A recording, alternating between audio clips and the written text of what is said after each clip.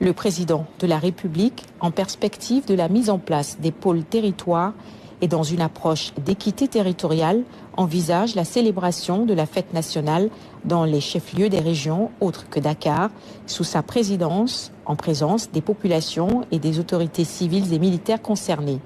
Dès lors, il demande au Premier ministre, en liaison avec les parties prenantes, de mettre en œuvre dès l'année 2026 un programme national de modernisation des infrastructures et équipements des chefs-lieux de région dénommé Programme Indépendance, source d'attractivité des territoires et de relance économique. D'abord, je vais continuer ce que j'avais commencé et qu'on n'aurait jamais dû arrêter. C'est quoi? C'est décentraliser le budget consolidé d'investissement, puisque le Sénégal ne se limite pas à Dakar, le Sénégal ne se limite pas à Thiès.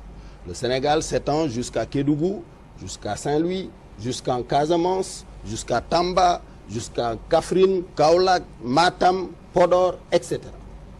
Donc, l'idée qu'on avait de dire chaque année, à chaque fête d'indépendance, on allait aller dans une région.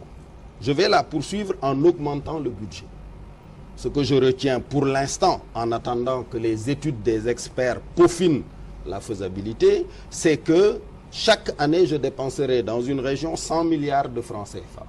50 milliards dans des infrastructures prioritaires et 50 milliards dans une mutuelle régionale de crédit et d'épargne, où on pourra donner suffisamment de garanties pour que le système bancaire qui finance insuffisamment notre économie ait l'opportunité de financer beaucoup plus substantiellement. Parce qu'aujourd'hui, le taux de financement de l'économie gravite autour de 19%, là où ça atteint plus de 60, 70, 80% dans le Maghreb.